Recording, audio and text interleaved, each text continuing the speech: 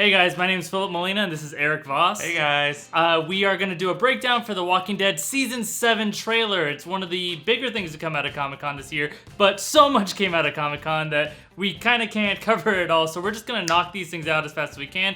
This video is just going to lay out some of the things that we noticed as fans of the comics and of the TV show. Hopefully we caught some stuff that you guys didn't. Yeah, and notice how one of the things that we didn't see were a lot of the main characters of the show. Pretty much anyone who's a potential victim of Negan was shown in this opening montage, but beyond that, all the footage from the new season didn't really include anyone. I think the show's trying to avoid, with careful editing, showing any potential future for anyone because they don't want to spoil who might survive and thus who might die. That said, I think there are some clues in there, but we'll get to those as they go. Let's just go ahead and get started. We're gonna skip most of that montage, let's speed through that and get to the meat of the trailer where Lucille the Bat shows up. I won't let you die out there.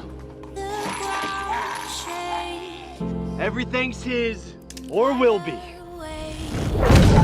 Okay, so we open this shot of a bunch of people on horseback. These are probably people from the kingdom headed to the kingdom. You can see that Morgan is walking behind the whole thing, like, why can't I get a horse? But it looks like Carol actually might be on one of those horses. If you remember, she's been stabbed and shot a whole bunch recently, so I think it's nice that they gave her a little bit of a ride. I think that's her peeking out on the back of one of those horses. And again, I think they're headed to the kingdom. And when you look closely at this mailbox and fence on the side of the frame, if you live in Georgia, you might recognize that this shot is taking place on Old Greenville Road in Fayetteville, Georgia. Yeah, now, production probably redecorated this house to make it creepier and more run down, but either way, I'm still gonna point out whether it was there before or not. There's a freaking cemetery in the yard for that house. What a creepy house. I love it. I wonder if they're gonna do anything there. And in this next shot, we see these chained up walkers, and then these other two guys wearing sweatshirts with the letters F and S spray painted on them, while the guy wearing the S sweatshirt takes off this hollowed out water cooler off of the walker's head, probably as a safety precaution. Now, one of the things I think we're gonna see in this season is the whole societal structure of the saviors. Negan has this idea of a social hierarchy where everyone has like a different job and a different function in society. So I'm wondering if these F and S labels pertain to these people's job and whatever their function is within that social structure. And maybe their job is to assemble this defensive walker pit that they might have outside of the savior compound. I also want to remind people that they are fond of putting letters on people, and we do know what it means when you get an X spray painted on you. But yeah, we still have to see what S and F are. Then moving forward, it looks like Dwight is watching over this whole thing. And by the way, Dwight is all over this trailer. So I feel like Dwight is actually going to be one of our main characters here on out, but definitely in season 7. If you've read the comics, you know that he's got a pretty major storyline. And this place that he's in, we're pretty sure this is the Sanctuary, which is basically an old factory that they've turned into kind of a new factory. They do all their work there,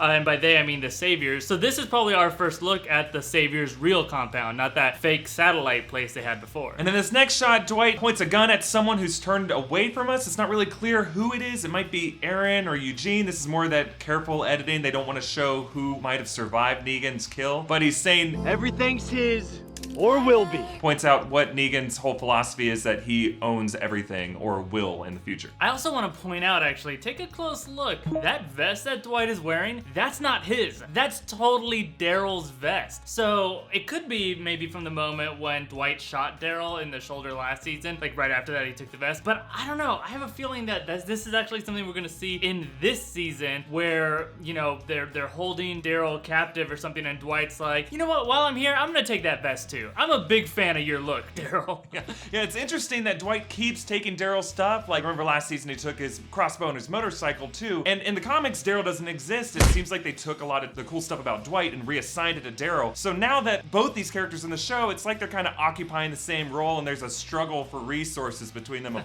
who gets to be the cool character with the crossbow and the motorcycle. Now, we gotta focus on this one shot right here, though, where we see the swing down of the bat. Remember I said that there might be some clues that they accidentally slipped in? Okay, so let's kind of go frame by frame here. He's swinging down the bat. In a moment, we see all this blood shoot up, so this is him killing whoever receives the rough end of Lucille. But look right behind that victim. That kind of looks like it might be Dwight standing right behind this person. Now, if you don't want any spoilers at all of who we think it could be that's receiving the bat right now, go ahead and skip ahead to this time.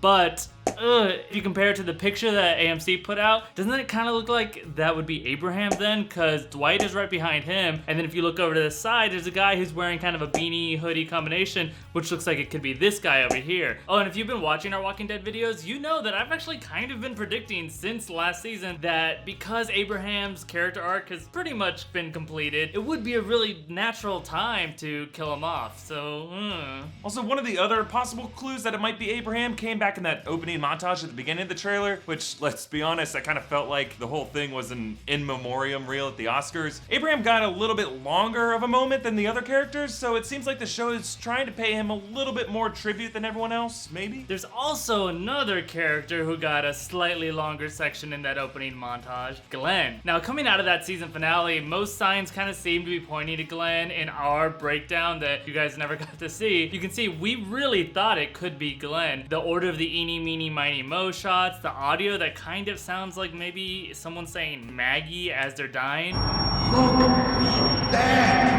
And here, some people are saying that that person on the right could also maybe be Rosita. So there's only one character on that side of Rosita, Glenn. So we haven't totally ruled Glenn out, but in this moment, it really feels like it might be Abraham, and that would make a lot of sense because there's gonna be another clue later that we'll talk about too. So coming back out of spoilers here, keep in mind that rumor has it is that production shot separate kill scenes for each of these main characters. So if we see some shots where it looks like Negan is lined up with one person, that might be footage from a different version of that scene that they shot. Yes. What we're seeing here might not be exactly what we see in the season premiere. I could see the show trying to be sneaky and working some of these alternate shots that aren't actually part of the real show. Yeah, anyway, moving on. There are rules. You earn what you take. Whatever he's done to you, there's always more. Coming out of this section, we got that epic shot of the bat, and apparently dipped in the entirety of the amount of blood that someone has in their body, like just through the hole that he's left in their head. Just soaked in blood! That is so much blood. But also in this moment, what else did we notice? Yeah, we see the shot of Negan walking out that could be in the sanctuary or it could be somewhere else. The framing of the shot doesn't really make it Could clear. be anywhere, actually. Alexandria or the hilltop, but all of his saviors are literally kneeling in respect to him. So this just shows that Negan's kind of like a godlike figure to his saviors. He demands this kind of respect from them. And it's interesting that it seems like it's gonna be a running theme in this season is dealing with some of these old school social structures. Negan's treated like a king in his society, and then later we're gonna see another character who's literally a king in his society. Yeah, actually, I think it's gonna be the different approaches to governing, like feudalism, kind of, versus like democracy in Alexandria. Although it's not really that much of a democracy. What Rick says goes. Talk to me again, and I'll kill you. Damn it, Rick! I said stop! For what? But I think that's kind of the whole point is like, all right, well, all things considered, if we use history in the way that people have been run, let's see which one works best here. And we know that Negan society kind of works, actually, but we're not going to compare it to different systems of government. Yeah, and that shot was in the comics too. But moving on to this next shot of Honey, aka Sherry, they haven't really revealed what her name is on the show. It's probably gonna be Sherry, yeah. And she's saying, Whatever he's done to you, there's always more. now remember back last season, she was Dwight's wife, but she might have this relationship with Negan as well. Look how done up she is. She's wearing makeup, she has earrings. So I'm wondering who she's trying to impress and why she's so made up in the shot. Also, this scene looks like it could be part of another scene that we're gonna see later in the trailer of her and Dwight in a stairwell, like having a secret conversation. We'll come back to it later, but I think it's not weird to bring up the role that women play in Negan society. It's creepy as hell. But let's look at the next thing. Real quick, kind of spoilery again about who might get killed, so skip to this time if you don't want to know. But let's, examine this version of this shot. It's just another one of these swing downs from Lucille, and in this one, you see those leaves in the upper right corner? Ah, that feels like it's that tree that's right there. All the other trees are really far away and they're really dark, but here's a lit tree and it's slightly to his left, which means that, again, fits the moment where Negan is standing in front of Abraham. So, if you're a big fan of the Jolly Ginger Giant, I don't know, he doesn't look like he's gonna make it. But again, we could be so wrong about this. I still feel like it could be him and Glenn for all we know. Right now, the Vegas money is on Abraham, but it would explain, if Glenn does also die, why there is a walker in that fog that kind of looks like a beat up Glenn. It's probably not him, but it would be a very cheeky way to be like, oh, by the way, we showed you dead Glenn right in the trailer. But let's move on. We should have made a deal with them when we could have. You should know, there is no door number 4. This is the only way. Okay, so in this next scene, we see the shot of Spencer, and remember from last season, he was kind of a gutless douchebag. Should we try and make some kind of deal? It seems like he's still gonna be that way this season. We'll see what happens. He might get what's coming to him. Don't trust him. Then up next we have Negan, probably in Alexandria, and he's hanging out with the Alexandria hottie, Olivia, who runs the supplies. So I think this is one of these moments where he's come to collect what he likes, which is just everything that everyone has. And that's the supply closet lady, so he's gonna warm up to her. I assume we're gonna have long, extended romantic scenes with these two, but probably not. Also gonna point out, those window blinds kind of look like prison bars, so it really does show like the Alexandrians are trapped inside the cell with the scariest guy around, Jeffrey Dean Morgan, but also Negan. I'm a little scared of Jeffrey Dean Morgan, by the way. The actor. Yeah. And then quickly, in this shot of Negan saying, This is the only way. a lot of you have been saying that this person behind him kind of looks like Maggie, implying that she might survive Negan and Lucille, but I don't know. Maggie cut her hair pretty short at the end of last season. And Yeah, and that face seems a bit masculine. Like, if you think that's Maggie, we have different views of whether or not that is an attractive woman. At the least, they have a very different nose, I'm gonna say. So it could be a savior, it could be someone we haven't met before. and then we see quickly Dwight on a motorcycle. That actually might be Daryl's motorcycle. Remember, he's already wearing the guy's vest. He's surrounded by all this blood and carnage in the middle of the road. It's like flattened. Like yeah. they flattened an entire body. Like a big next to him. steamroller just went over a bunch of walkers. Exactly. And notice how he looks more scarred here than he does in other parts of the trailer. So I'm wondering if we're gonna jump around in time with Dwight next season. We might see an entire Dwight point of view episode that shows flashbacks of catching up how he got to this point. And what is he looking up at in this shot? I think we're gonna see later in this trailer, but let's move on.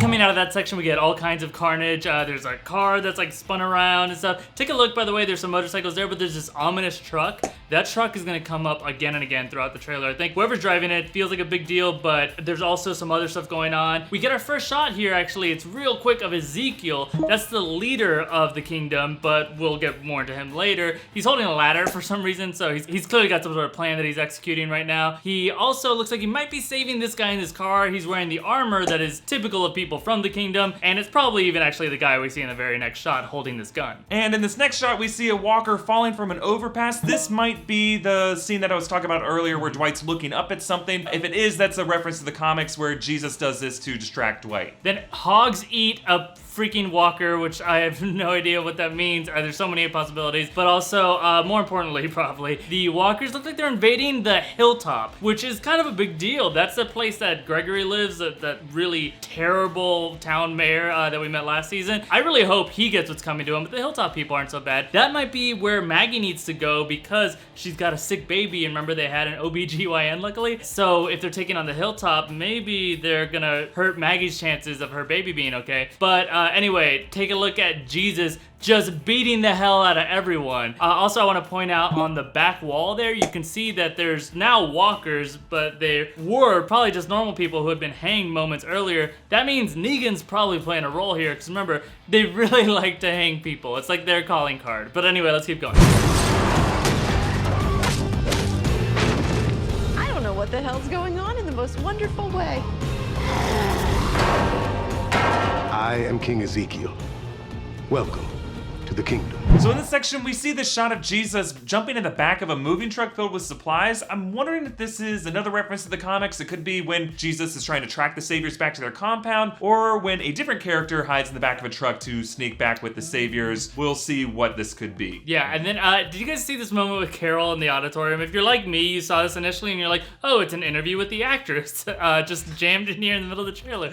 But that's just because it looks so weird. She's in an auditorium and she's almost playing direct to camera, and she just is acting really weird. I don't know what the hell's going on in the most wonderful way. Sounds like she's high. She actually might be, because remember, again, shot, stabbed, and now she's here for medical help. Maybe she's on a bunch of painkillers, or maybe she's doing that act that she does where she's like, I don't know what's going on, I'm a little old lady, because she's afraid of these new people and trying to gauge whether or not they're good. But as we find out in a second, she's talking to Ezekiel, and he's a good guy. I mean, just look at him. We know later he's got a tiger, so how could you be a bad guy and have a tiger? When has that ever happened? I also want to point out there is a possibility that Carol and Ezekiel are gonna hook up. I'm just gonna say it's a possibility. It's the most convoluted explanation in my head of why that could happen, but I'll say Ezekiel gets a girlfriend at some point, and he's probably not gonna get the same girlfriend now, so I don't know. My money's on Carol. Sorry, Daryl. Hello, darkness, my old friend. So then we see a quick shot of inside the sanctuary that's the Savior's compound, and there is electricity. Those are lit bulbs, and all these people are working. They all have different jobs. This, to me, looks like a very well-developed social structure. The fact they have electricity and they seem to all know what they're doing, have their act together. This is a real threat to Alexandria, probably the biggest threat they face. To me, it reminds me of North Korea, though, where it's like, yeah, look, everybody has a job, and look, the lights are literally on, so everything's probably great here, and those people are probably just as brainwashed as the North Koreans. Sorry if you're watching this in North Korea, but No one's you're watching not, this in North because you're not allowed to. Oh, and then this shot here in a stairwell with Dwight and Sherry/Honey. Again, it feels like they're meeting in secret, but again, I think that's a lot to do with Negan's society, and again, the role that women play that you'll see in the show. He's gross. And then we see this really cool shot of Negan in his shadow form knocking at the gates of Alexandria with Lucille. It's such a cool shot, the silhouette. I think it might be a callback to Negan's warning in the season finale. So if someone knocks on your door, you let us in. We own that door. But it's also possibly a reference to the comics where Negan's using Lucille to knock on the gates, and he has that awesome line of little pig, let me in. That's when they're doing their first shakedown of Alexandria. Then we have Ezekiel formally introducing himself. I am King Ezekiel. It's funny that not more people do that in the apocalypse. They're just like, by the way, I'm King Daryl. I'm King Morgan. And I'm Princess Carl. Yeah, just choosing to not be like a high-ranking individual. And a woman. Well, that's fine. But Ezekiel is a major character from the comics, and he's gonna be a big deal. We're gonna talk about him like crazy once these episodes come out. I'm just gonna point out the kingdom itself is a pretty solid place. So in the comics, the kingdom is actually a high school campus that they've kind of tricked out. But here, this is actually set in Fort McPherson in Atlanta. That's a former army base. You can look it up on Google Earth and see these exact buildings and courtyards. What my favorite piece of trivia about this place is that it was recently purchased by Tyler Perry, and the production had to rent it from him. Would love to see Tyler Perry show up in a couple of roles this season. Medea Walker. And it looks wonderful. It looks like people are shopping at a farmer's market. I think that guy's wearing sunglasses. They dole out sunglasses in the kingdom. He's got a little picnic basket. There's a little gazebo with class. It seems like a really great place to live, and it probably is gonna get attacked at some point this season too. And with these two new locations, the kingdom and the sanctuary, along with Alexandria and the hilltop, it kind of feels like season 7 might be jumping back and forth between these 4 different nations within this new world as they wage war and play politics with each other, kind of like what we see in Game of Thrones. Like maybe we'll see a new opening credit sequence that just soars over a giant map showing all of these new places. Like the opening credit sequence isn't long enough already. Moving on.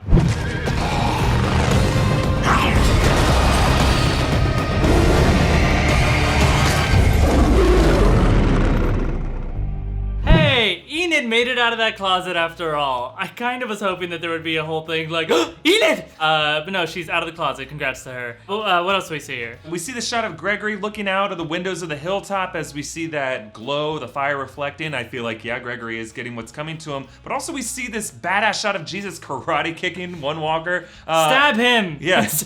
Use a weapon. You can catch your foot in his mouth. But other than just that one episode of him with Rick and Daryl last season, we didn't really get to see a lot of Jesus in action. If you've read the comics, you know he's a real badass fighter. So I think this season will show us more of his moves. Yeah, they're fancy. Also, speaking of fancy, Shiva, that's Ezekiel's tiger. It's still a little early, so I'm gonna say the CGI doesn't look amazing, but there are enough people on Twitter that are talking about the real tiger they got, so I guess it's enough to convince some people. But I think it's gonna get better as they go. What's cool is that they just put it in the show at all. A lot of people are like, oh, he'll probably have a little kitty cat, and it'll be like, this is Shiva. She's quite the tiger, or something, but they actually put a freaking tiger in the show, so AMC, good on you. But let's see this one last section of the trailer here.